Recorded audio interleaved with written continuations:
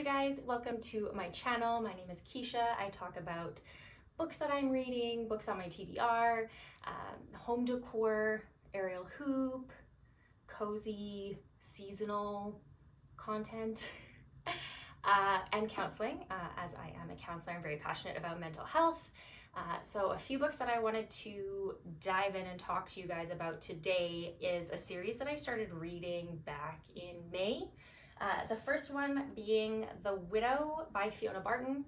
This is a book that I was gifted by a friend of mine who also likes really kind of like mystery, thriller, horror, deep trauma books. So we have the same, very similar reading style. And she gifted this book to me, and the synopsis is, there's a lot Jean hasn't said over the years about the crime her husband was suspected of committing. She was too busy being the perfect wife, standing by her man while living with the accusing glares and the anonymous harassment. Now her husband is dead, and there's no reason to stay quiet. There are people who want to hear her story. They want to know what it was like living with that man. She can tell them that there were secrets. There always are in a marriage. The truth, that's all anyone wants. But the one lesson Jean has learned in the last few years is that she can make people believe anything. I believe this is a UK author and had never heard of her before, but really enjoyed digging into this. And then when I finished it, I actually didn't even realize that there was, like, it was part of a series, even though I'm pretty sure my friend told me that. So immediately after reading, I can't remember what I rated this book on my Goodreads. I want to say like a 4, maybe a 4. Really liked it and immediately ordered The Child. For those of you that don't know, I live in Canada, and we have one major book store, which is Indigo in Canada. And while I do sometimes find books there that I'm looking to read, it's not often. So I end up ordering my books on Amazon, which I ordered The Child, the second book in the series. And it was, did I enjoy this book more than the first one? Probably somewhere the same. Yeah. I was like, I haven't read this book in a while, but I would say I liked it very similar to the first book. The synopsis of this book is, as an old house is demolished in a gentrifying section of London, a workman discovers a tiny skeleton buried for years. For journalist Kate Waters, it's a story that deserves attention. She cobbles together a piece for her newspaper, but at a loss for answers, she can only pose a question. Who is the building site baby? There's a little bit more of the synopsis, but I guess I'll just tell you guys a bit about it. So it's Kate Waters is the same reporter from the first book coming into the second book. And basically there's many different characters in each chapter, and you're kind of following along bits and pieces of each of their stories and trying to figure out how they're connected, how this building site baby or these tiny bones ended up there. And I did not see it coming, the kind of twists and turns and bringing it all together that the author created, but I really liked it and was pleasantly surprised. And I kind of like when I don't really know what's going on or can be surprised at the end of a book, so I really enjoyed this one. So I decided to order the third one, The Suspect. Again, very similar to the first one, like tiny chunky little book, not my favorite to hold in my hand, but I could get past it. I'll be honest, I didn't enjoy this one as much as the first two. It's not to say that it was bad, it was just different. I also kind of liked the coziness of both of these books being, like the plot being in the UK, whereas this one was set in Thailand, and I didn't enjoy that aspect of it so much. Don't remember what I rated this one either, but the synopsis reads, when two 18-year-old girls go missing in Thailand, their families are thrust into the international spotlight, desperate, bereft, and frantic with worry. Journalist Kate Waters always does everything she can to be first to the story, first with the exclusive, first to discover the truth, and this time is no exception. But she can't help thinking of her own son, whom she hasn't seen in 2 years when he left home to travel. This time, it's personal. And as the case of the missing girls unfolds, they will all find that even this faraway danger can lie closer to home than you might think. Also very pleasantly surprised by the ending of this book, because it kind of speaks to, you know, the relationship that a mother typically has with their children and how they will stop at nothing to protect them, no matter what they've kind of done. So I enjoyed this book for that reason. I kind of picked it up and put it down and picked it up and put it down, but I don't know if it's because I didn't enjoy it as much or because I was on vacation or a little bit of both. So that's the third one in Fiona Barton's series. And I'm surprised that I read, I don't even know if you could call those summary books, because my main kind of go-to with my reads is horror, thriller, mystery. So I typically read those books all year round. I don't think anything, I mean, the closest thing to summer in this book is Thailand. So I don't know, but it felt less cozy, kind of seasonal than I would typically read in the summer. And when I say that, I realize horror is not cozy and seasonal, but last year I did pick up, what is her name? Laurie Gilmore's, like, The Pumpkin Spice Cafe, The Christmas Tree Farm. I do like to read cozy, kind of seasonal books as well every now and again. If they can be mixed with horror, thriller, it's perfect. That being said, it's basically, in my world, been fall or autumn since June. Since June, because fun fact about me, I do not like the summer. I have tried very hard to embrace it in the last couple of years, but I haven't liked summer ever since I was a kid. Like, I would get heat stroke, I would get sunburnt, there was bugs. Like, I'm not a summer girl by any means, never have been, never tried to be. I kind of just pretend it's fall during summer and then have like an extra long cozy fall season. And go as far as to like save my favorite decaf pumpkin spice tea so that I can start drinking it in June of the following year and like really embody my favorite time of year. So with that being said, Summerween. Summerween is in full effect. It has been around my house for a while. I have not decorated yet, but I am in the middle of planning a Summerween party with some of my friends. And we'll be decorating like last few days of July, first few days of August. So it's that time where I am in full Summerween vibes. And that meant reading this very spooky book I just started called The 13th Child by Erin A. Craig. I heard about this book from another YouTuber last year and I was like, oh my gosh, that sounds really good. They were giving it like raving reviews. So I saved it to my TBR, and then my girlfriend actually ordered it for me when I finished The Suspect and surprised me with it. And I was like, oh my gosh, I need to dive into this right now. I love it. Don't love the fact that it's a hardcover. I am more of a paperback kind of gal myself. I will read you guys the synopsis and then show you what's underneath this dust jacket because it is beautiful.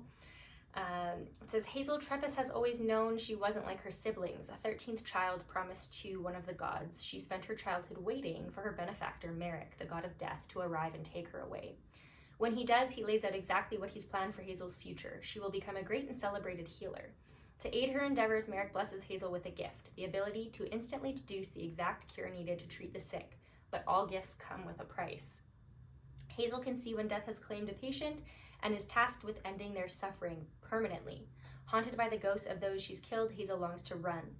But destiny brings her to the royal court where she meets Leopold, a rakish prince with a disdain for everyone and everything. And that's where Hazel faces her biggest dilemma yet. Should she save the life of a king marked to die? Hazel knows what she is meant to do and what her heart is urging her towards. But what will happen if she goes against the will of death himself? It just sounds really freaking good. And in the first few chapters, it's not typically a book that I would read. It's very kind of old-timey, not set in today's day and age, and you know, talking about like the divided, the royal courts, and those aren't typically books that I enjoy. But I was like, I'm gonna look past that because the overall theme of the book really had me. And I'm only on chapter 9, so I haven't gotten too far into this book yet, but what I will say is that the main character, Hazel, has officially been met by her godfather, Merrick, or the god of death, and has gone into the between, so is like starting her new life And that's as far as I've got. So I'll keep you guys posted on my thoughts and feelings about that. Look at what's underneath this dust jacket. It's so pretty. It literally just says Hazel, and it's a bunch of like gold leafy vines with little red flowers. This might be one of the prettiest hardcover books I have. So I was really excited about that. Usually my reading style is I'll read one fiction book and one nonfiction book like at the same time and kind of like go between the two.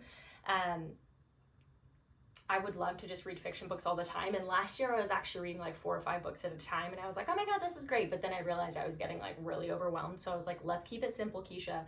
One fiction book, one more like educational psychology book. And that's been working for me. So the other book that I literally just started as well, because I love to read about different therapeutic modalities, being a trauma and addictions counselor, just kind of expanding my knowledge, and it really helps support me in gaining a deeper understanding of certain topics in the therapy world, and then also gives me more tools and resources to be able to use with my clients, which I love. So I picked up this book, the Post-Traumatic Stress Disorder Source Book, 2nd edition by Glenn R. Schiraldi. I picked it up at a Value Village earlier in the summer, kind of flipped through it, saw some like deep dives about CBT or cognitive behavioral therapy, and I was like, let's pick it up, could be helpful. And I think I'm on chapter 2. Like I just started both of these books. So that's what I'm reading right now that's more counseling related. The book I was reading before this, it's actually right here. The book I was reading before this that was more counseling related is Attachment Theory and Practice for Emotionally Focused Therapy, or EFT, by Susan M. Johnson. I love this book. I love this woman. I love her courses. I love the modality that she created, emotionally focused therapy. I use it all the time, and actually love her so much that I was like, where is she? I need to meet this woman. And then unfortunately found out that she passed away in the spring of last year. So I was kind of sad about that, because I feel like she's created some really incredible work in, the therapy world, and her modalities are just super effective. And she has this like really beautiful way of working with emotions with clients. So I was like, oh man, that's incredible. So I highlighted a bunch of stuff in her book. Really, really enjoyed it. EFT was originally created for couples and family therapy, which is not something that I do or specialize in, but she also took the same modality and tailored it to fit individuals counseling or one-on-one counseling. So this book is highlighted to the max. Like, I don't know if there's any, you can see how much I've highlighted this book because there's so much gold in here. So I finished reading that book before I started the Post-Traumatic Stress Disorder Source Book. And then after that, I will be reading, I have it right here. I will be reading Tapping In, a step-by-step guide to activating your healing resources through bilateral stimulation to reduce anxiety, sleep better, and overcome trauma, by Laurel Parnell, Dr. Laurel Parnell. Why is that so hard to say? I took her course last year. Again, loved it. Bilateral stimulation, or tapping on either side of the body, derived from EMDR therapy. So I'm really excited to dive into this once I'm done reading my PTSD book. And those are some of the books that I'm reading right now, you guys. Another fun fact about me is that I am a wee bit or a lot of it of a caffeine fiend. Coffee, tea, energy drinks, you name it, I'm here for it. I'm drinking this sour pink lemonade Ghost energy drink, which normally Ghost has this like airhead sour flavor that I tried last year, and it was so good. I love sour flavors, but it hurt my stomach. Like within sips of drinking it, my stomach was just gut rot. So unfortunately I can't have it. So I decided to try this one when I saw it come out for the summer, and it is so good.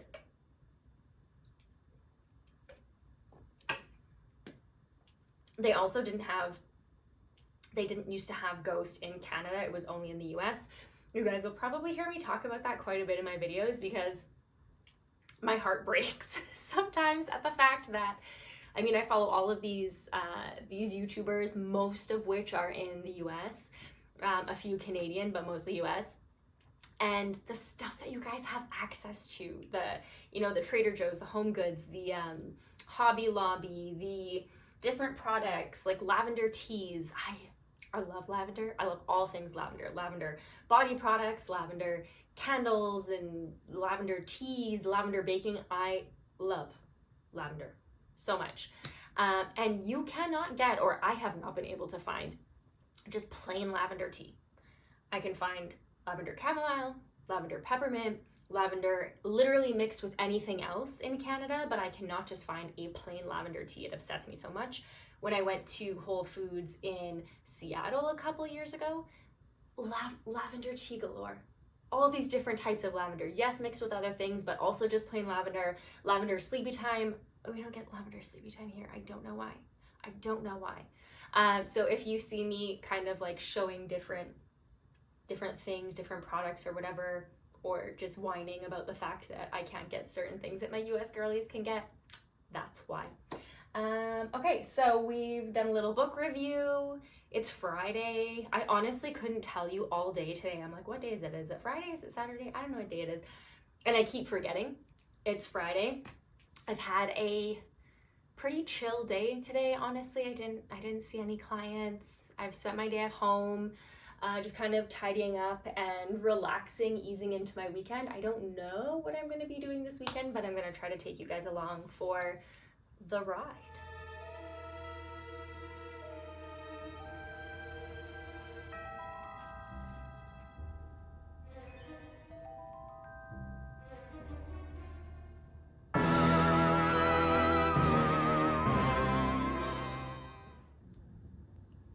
So I figured I would share with you guys a couple of other parts of my life as you're getting to know me, if you will. And these boys are my pride and joy. So this is Boo. I have two chihuahuas, obviously. Boo, Tino, Boo. I got Boo when I was 17. He's turning 15 in August, which is just crazy to me. But I got him as my little kind of therapy dog at the time when I was having a really, really rough time. 17, who isn't having a rough time at 17? But I kind of tried everything, and then my counselor at the time was like, have you ever considered pet therapy? And I was like, say no more. Living with my grandpa at the time, and he told me I couldn't get a dog. I wanted a bigger dog. I was like, sounds like more of a suggestion. And I found Boo online and ended up just going and picking him up. Just picking him up, bringing him home. And then my grandpa obviously got used to him eventually, but this is my Boo. I love to disrupt them when they're sleeping. I know that's like such a bad dog mom thing to do, but I'm just obsessed with them. Like, I just smell them, or I kiss them, or I like nuzzle my face into them. He's such a good boy. And then Tino, this is my Tino. Okay. This is my Tino. Come here. I know. He's a Scorpio, so sometimes he gets very spicy and will like bite me, but he has no teeth, so it's fine. This is Tino. I got Tino 2 years after I got Boo because I was working, I can't remember if I was still working at Lululemon or if I was working an office job, but it was around that time when I was living in my own apartment and I had to go to work every day and I would leave Boo by himself, and I was like, that's so sad, he needs a friend. So I ended up rescuing Tino from the SPCA, and Tino was traumatized. Poor little thing. He was 6 months old when I got him, and they had found him. I live in like a part of Canada that gets really cold, and they had found him in the middle of winter roaming outside in the street by himself. And he's 4 pounds. He's obviously the runt of his litter. Either somebody just dumped him outside or he ran away and nobody bothered to look for him, because he has two telltale signs that he came from a breeder originally. His ears are pinned so they don't ever go down, and then he has no tail. So somebody obviously did those things to him, my poor little boy. And he was just really scared. He was just angry at the world when I got him, full of anxiety, which really didn't help my anxiety. We basically just like co-regulated our little anxious nervous systems to each other for the first few years, and I wanted to pull my hair out. But eventually we got accustomed to each other. Him and Boo got accustomed to each other because Boo's like been docile, chill, like the calmest chihuahua you will probably ever meet in your life, his whole life. And within the first couple of weeks of bringing Tino home, there was one day where Boo tried to like bite him, and I was like, oh, this is gonna be a problem. But I think Tino very quickly realized there's seniority in this house and you're gonna have to get along with Boo. And Boo is the only dog that Tino's really ever gotten along with in his life. And Tino is turning 13 in November. So they're like older boys-ish, very, very healthy boys, luckily. Take really good care of them. And Chihuahuas have a really long lifespan, so they can live like 18 to 21 years if you take good care of them. And yeah, these are my little fur babies. I love them with my whole self. They're just so precious. Because Tino can get a little spicy, I don't bring him with me to the office, but I do bring Boo with me to my office sometimes because he's just like the perfect therapy dog. But these are my boys, Boo and Tino. Love them to pieces. Love you to pieces. Love you to pieces.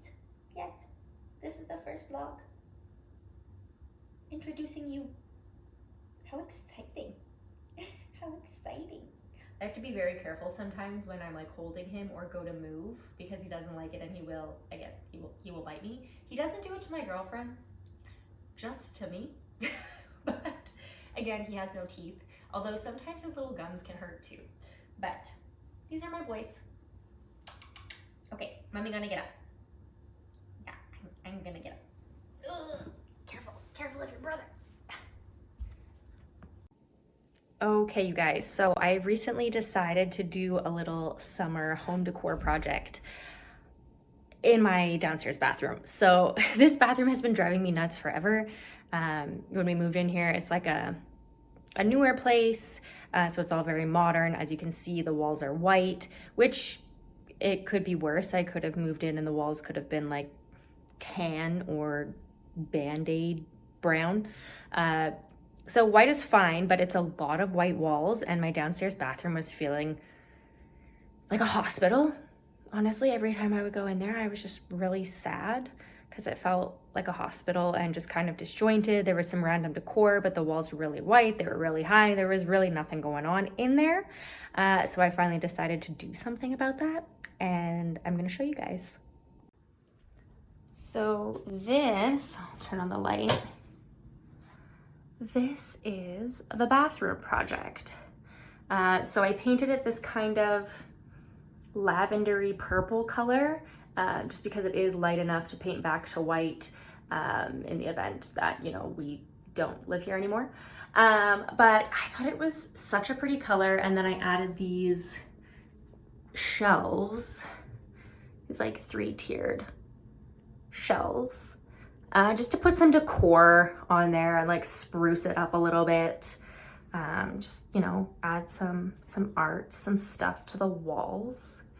And yeah, just some like little decor that kind of brings it all together. So it actually makes it feel just like a fairy lives here instead of a, I don't know, instead of being like some sort of hospital patient or something. So I love it. This is my little little summertime home decor project. Ooh. And I'm very happy with the way that it turned out.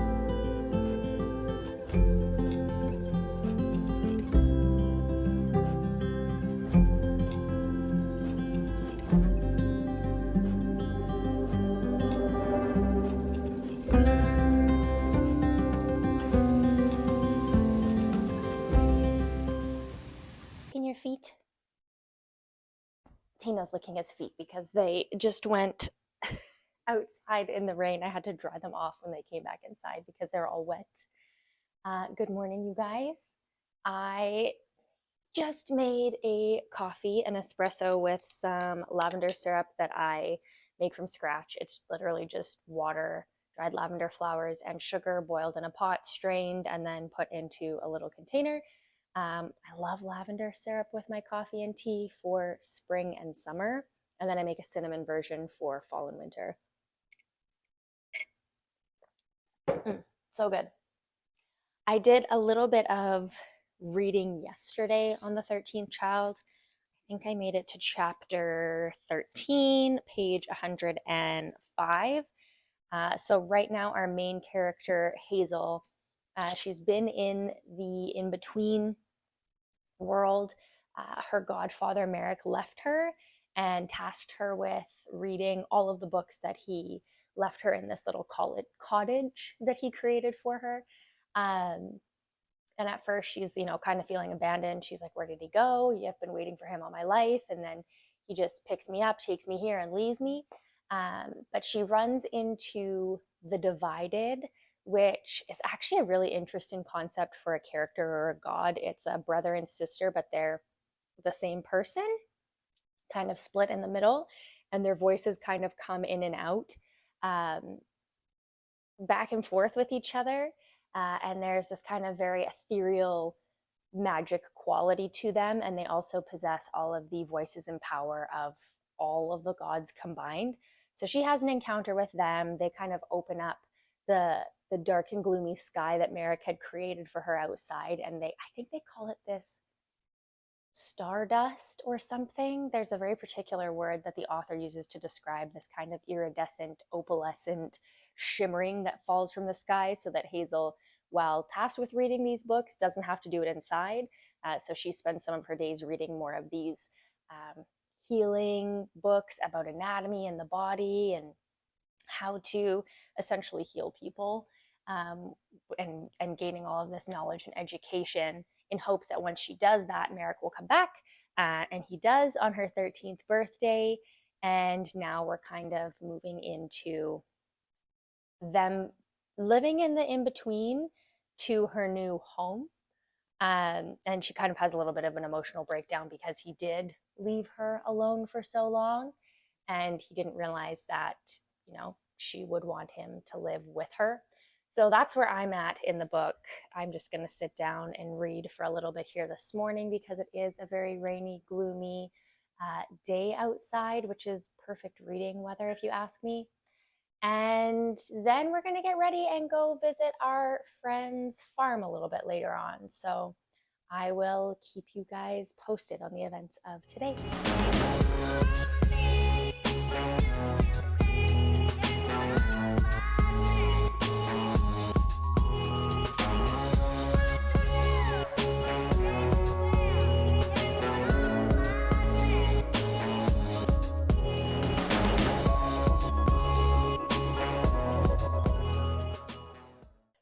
Coffee.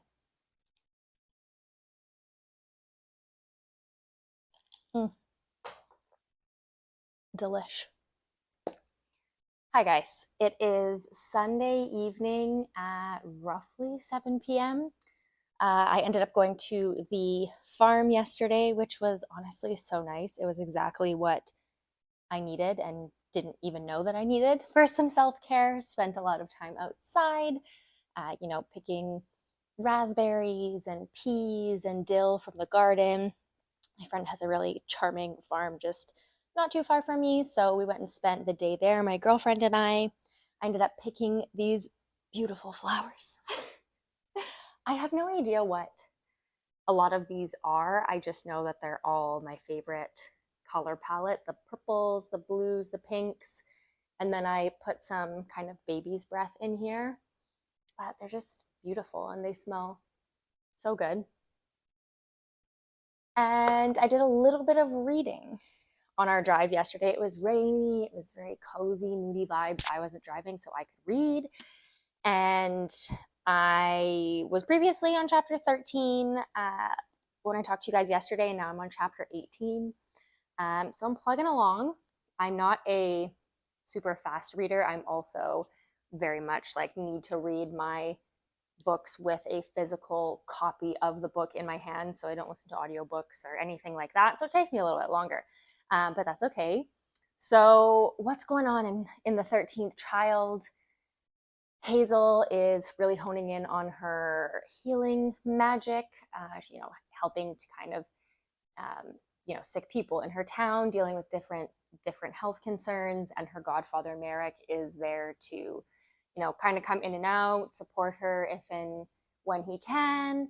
And then there was a really surprising turn that kind of happened yesterday, but I don't want to give too much of it away. So that's basically where I'm at. Hazel's in her new home. She's healing people. The story continues. I'm going to try to do a little bit more reading this evening after I make some chicken stir fry, because I still have to do that. So I've got some food for the week. I had a little bit of work to do this morning and then ended up going to the mall impromptu because I needed a couple of things. I picked up Nespresso pods, pistachio vanilla flavored. I think this other one is sweet vanilla. This is a decaf, which I've never actually gotten a decaf Nespresso before, but I feel like there's some nights where I just want a coffee and it doesn't necessarily need to be caffeinated, even though I am the queen of caffeine. And then a coconut vanilla flavor. I have not tried this one yet. I'm currently drinking the pistachio with lavender syrup and some foamed almond milk over ice. It's really hot today. I don't know why. Normally I like to have my house like scorching hot and no AC even in the middle of summer, but today I needed some AC and some cold coffee. Then when I was down at Nespresso, popped over to Aritzia and picked up these new pants. I'll see if I can show you guys.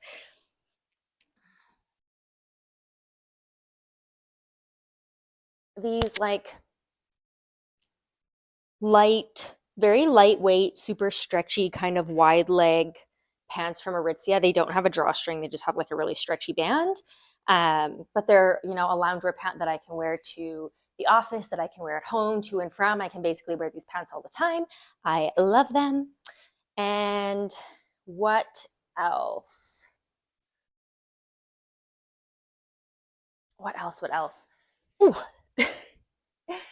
So I got some new pants. And then as I was leaving Aritzia, I realized, oh my gosh, there's a Bath & Body Works right across the way. So naturally I had to stop in because I know Bath & Body Works is all about Summerween. They have a lot of their fall products early. And they did have my favorite candle of all time, which is Leaves, Golden Nectar, Red Apple, and Clove Spice. This candle is everything. I have literally been buying and burning this candle for 13, 14 years.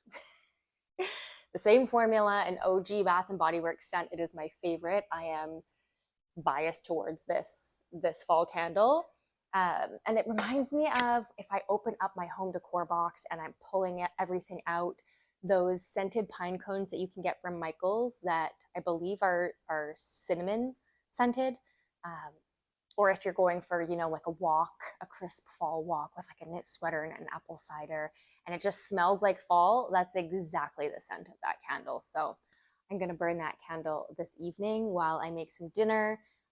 Otherwise, I'm just working on an aerial hoop course right now. I've got to do some of that this evening. And hopefully, if I have some time, read a few more chapters of The 13th Child. Otherwise, I will continue to take you guys along on my week. I've got some hoop classes and some training. I feel like my week's all over the place, but regardless, I'm going to take you guys along.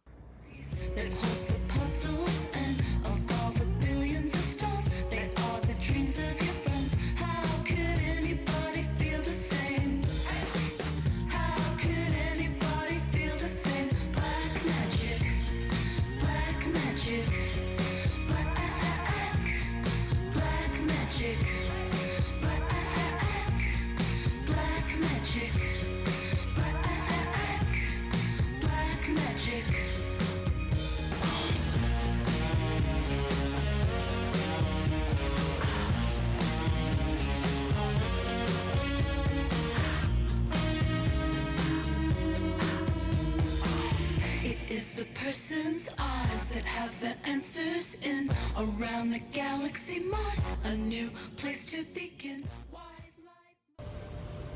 Okay, you guys, so I'm actually terrified of spiders, but I don't know why.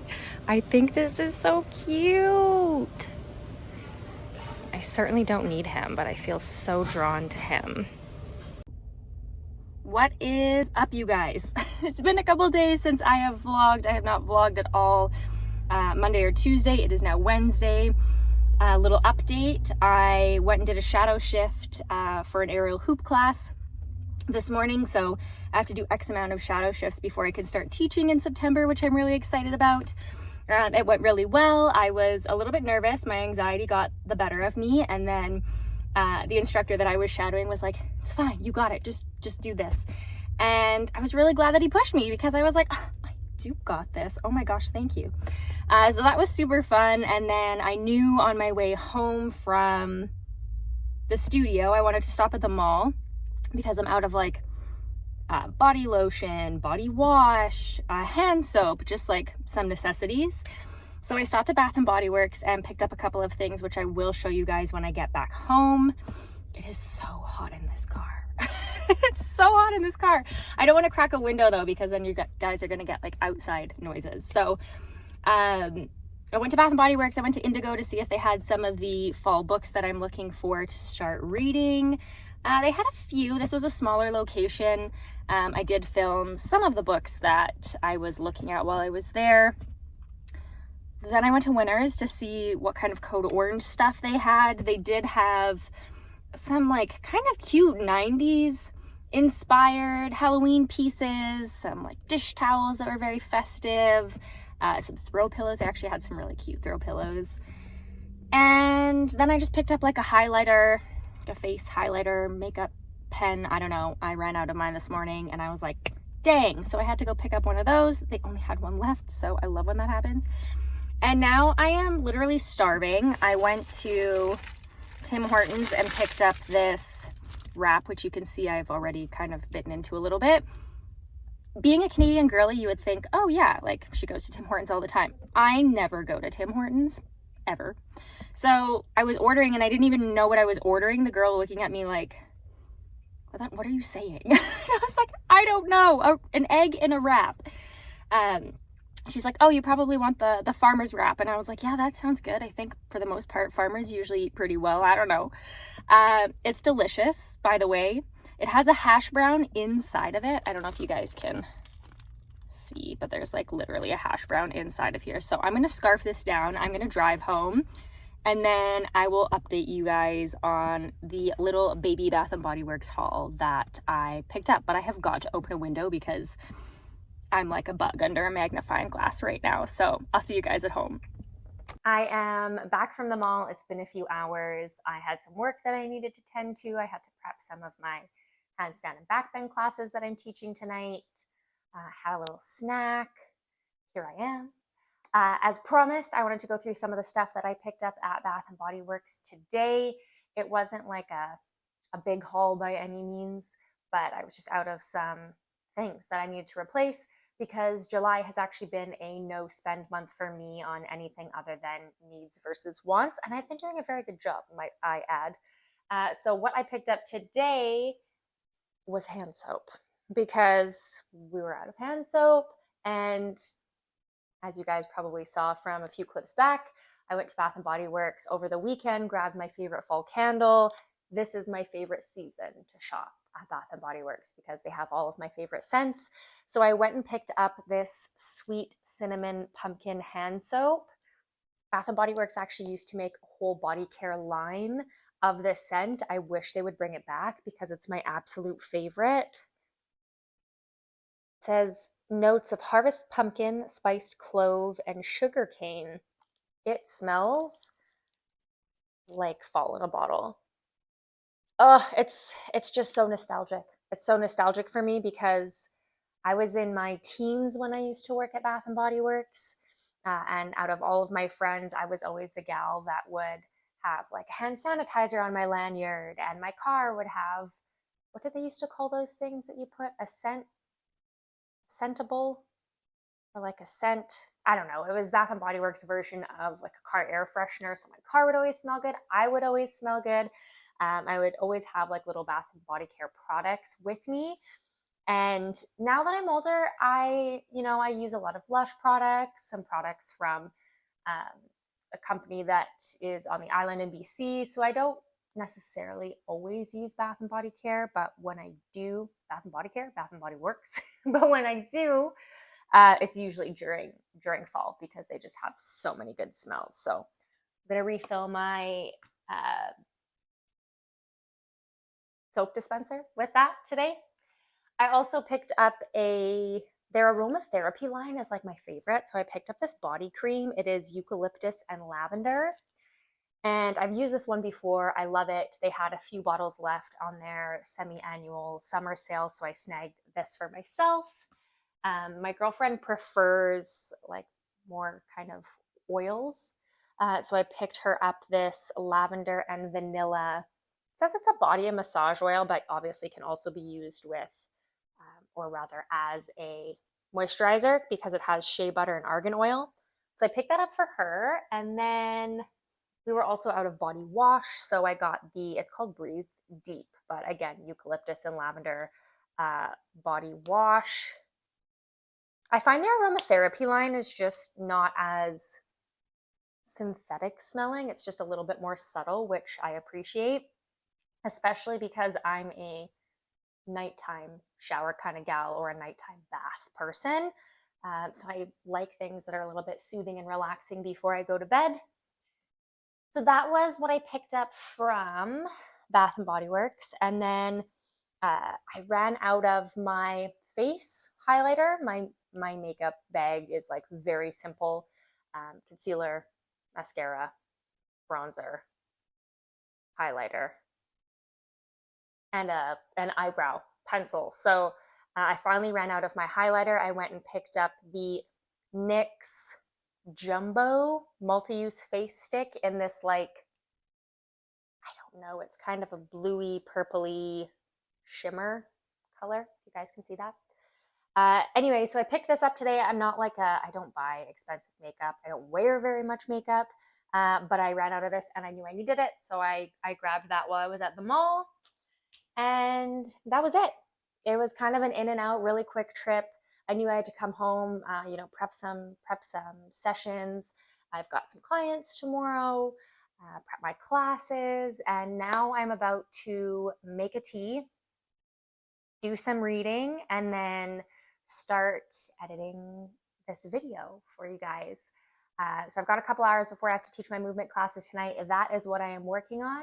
And I may or may not add in another video of my moon ritual that I will be doing tomorrow on the 24th because we have a new moon in Leo, and I always like to do my monthly moon rituals. So on the new moon, I will set my intentions, do some journaling, cleanse my space, charge my crystals, and pull a tarot card for myself.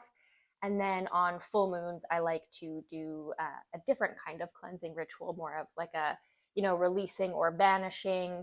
I have my little cauldron or burn pot. Sometimes, I'll write what I'm ready to release and let go of, burn it in there, as well as pull a tarot card for myself. And very ritualistic. I wouldn't say I follow any sort of spiritual practice per se. I'm more of kind of an eclectic spiritual individual. So I pick things up and put them down as I see fit, whatever resonates with me, whatever doesn't. And it's kind of just this amalgamation of all of these different practices that I've picked up along the way.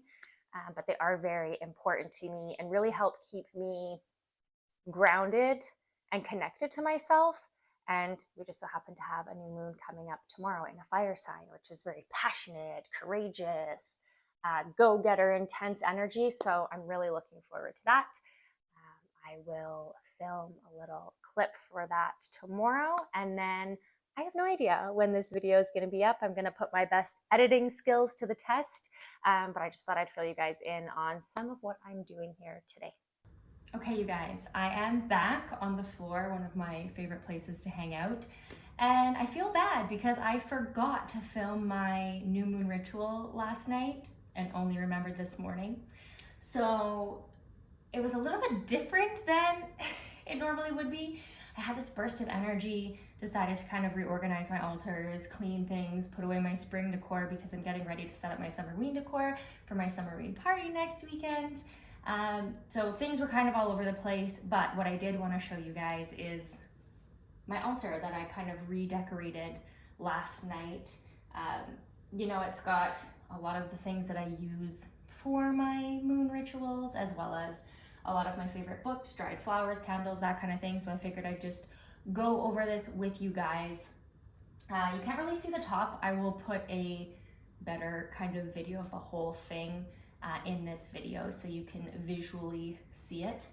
But I've got some taper candles, my pothos up here because all the pothos in my house just thrive. I have a tendency of picking up pothos that look like they're on their last leg from Home Depot, bringing them home and then just like reviving them. I've also got my little moon box, which is one of my favorite things. I can't remember. Oh, I think I got this at one of my favorite crystal stores actually. So it's like this little wooden box with the moon phases on the front of it that I keep extra taper candles, lighters, fortunes from like fortune cookies and things that resonated with me. So I've got this guy.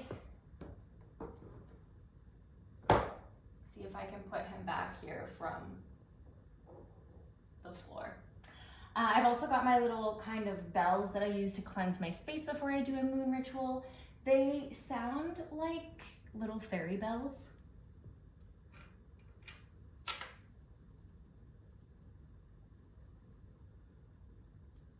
I love it. I love this sound. I'll never forget when I brought them home and my girlfriend like covered her ears. Oh, whoops. I'll just keep these down for now. She covered her ears because she's like, oh my God, what is that sound? It's horrible. But I love it. I absolutely love it. So those are my bells. And then I've got some of my, book series and things that I've read on here. My tarot cards, which I did pull a tarot card last night. We'll talk a little bit about that in a second. I've got this tiny little dog figurine. Is that what it's called? I just thought it looked like Tino, so I decided to put it on the shelf. And then I got it when I was thrifting one day with my friends, and I spent the entire rest of the day trying to thrift one that looked like Boo, and I could not find one, unfortunately. So I've got my burn pot that I use on my full moon rituals. It's got ashes in there from things I've previously burned, but anytime I write something, I'm ready to release it or let go of it, write it down, I put it in the burn pot and burn it. I've got a couple of these. So they were actually just candles that I picked up from HomeSense. I hope that book doesn't fall down. That were tarot card themed. So this one is the Magician. There's no candle in it anymore, so I just kind of cleaned them all out last night. They came with little crystals inside of them. I plucked those out of there, cleaned them off, and now I've just got these really cute little jars. I don't know what I'm going to use them for, but they look really pretty. And then I've got my absolute favorite series minus one book that I lent to my friend. It's still my favorite series of all times. It's the first book in the series is The Butterfly Garden by Dot Hutchinson. There's 4 books in that series. I read them all last summer. I have not read a book that matches that since last summer. And my friend who also likes really, thriller, horror, mystery books, currently has the 2nd book in the series. I've lent that to her. And then what else do I have here? Cackle by Rachel Harrison, one of my favorite spooky autumnal reads that I think that might have even been the first book when I got back into reading, because from 13 to early 20s, I stopped reading entirely. And then from 20 to 25, I started reading self-help books. And then at 30 is when I guess 20 to 30 is when I started reading self-help books. And then from 30 on, I started reading fiction again, which is crazy to me. I can't believe I went so long in my life without reading fiction books. Now I have a preference. I prefer to read fiction books over educational or psychology, depending, of course. When I read them for, my work as a counselor, I can get very enthralled and I do really enjoy them, but I always have to be reading a fiction book at the same time. What else do I have? So I've got my little glass cup here with my Palo Santo and my sage in it that I also use for cleansing during my moon rituals and just cleansing in general if I feel like I need to. A little kind of pressed flower lantern with some candles in it. These are the beautiful flowers I showed you guys earlier on in the video. They have been dying and losing their little seeds and petals everywhere, so I decided to dry them out and leave them here. Those are the flowers from the farm. I've got a couple other books down here with another little empty candle jar, and then this little hummingbird that I painted like 2 or 3 years ago just on a whim for some art therapy, and it's got a crusty on it. So I leave that down here. This is, oh my gosh, there is another little caterpillar. A little tiny green caterpillar. Can you guys see that? I thought I got them all out of the flowers, but the flowers were like full of these caterpillars. So I brought all the caterpillars outside, or at least I thought I did. Can you guys see this?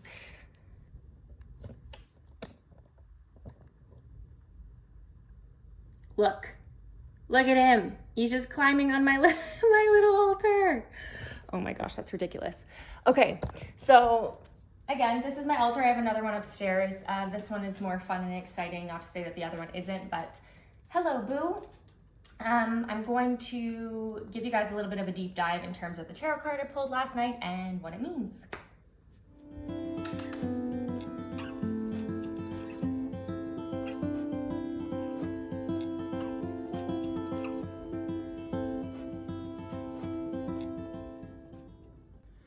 Okay, so a little bit about the tarot card that I pulled last night. I used the Ethereal Visions Illuminated Tarot deck by Matt Hughes.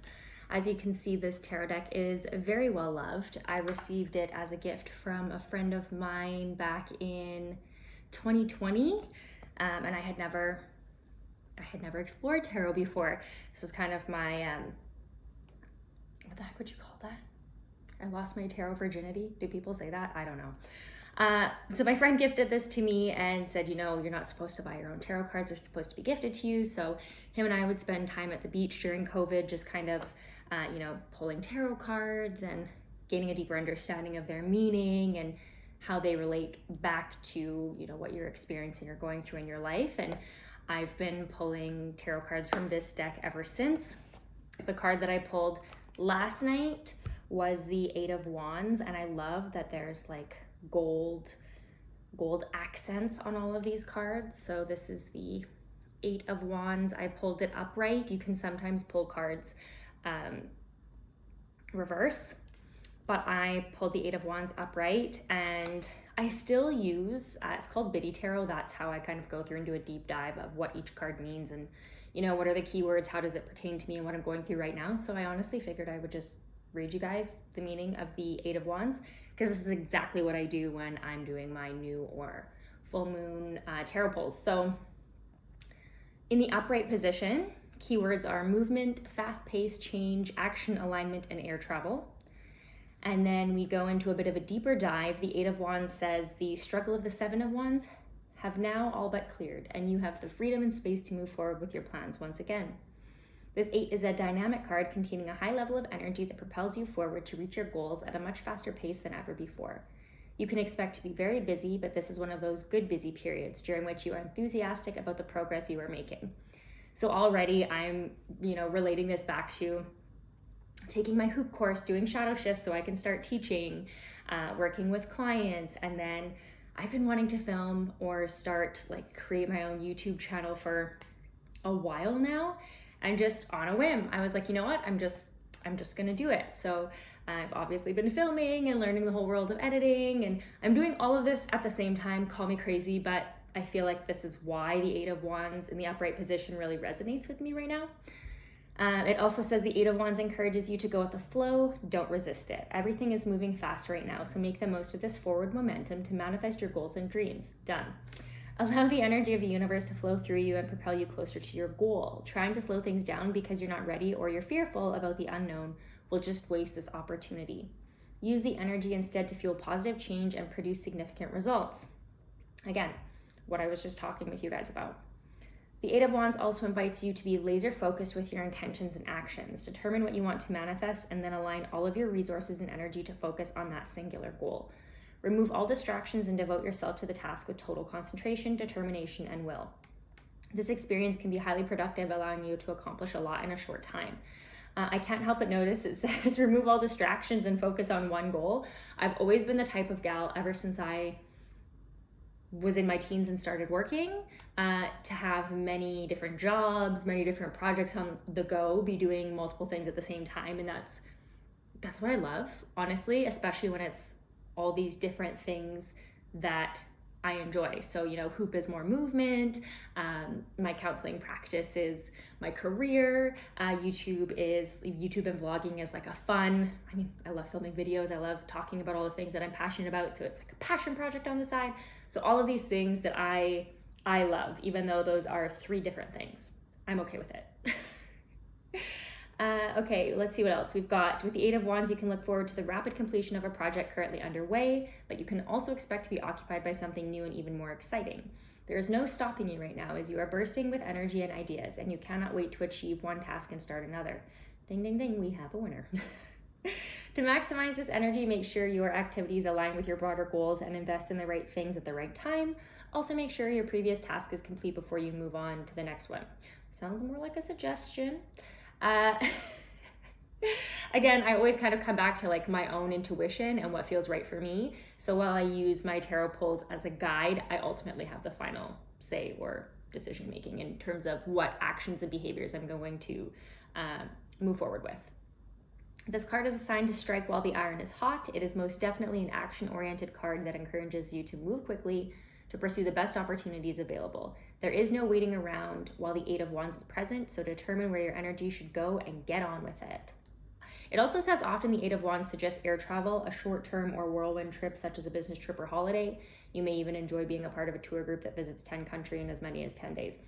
I don't feel like that resonates for me, especially because I just got back from a vacation, but you never know. So that's just a little bit about my process with pulling a tarot card.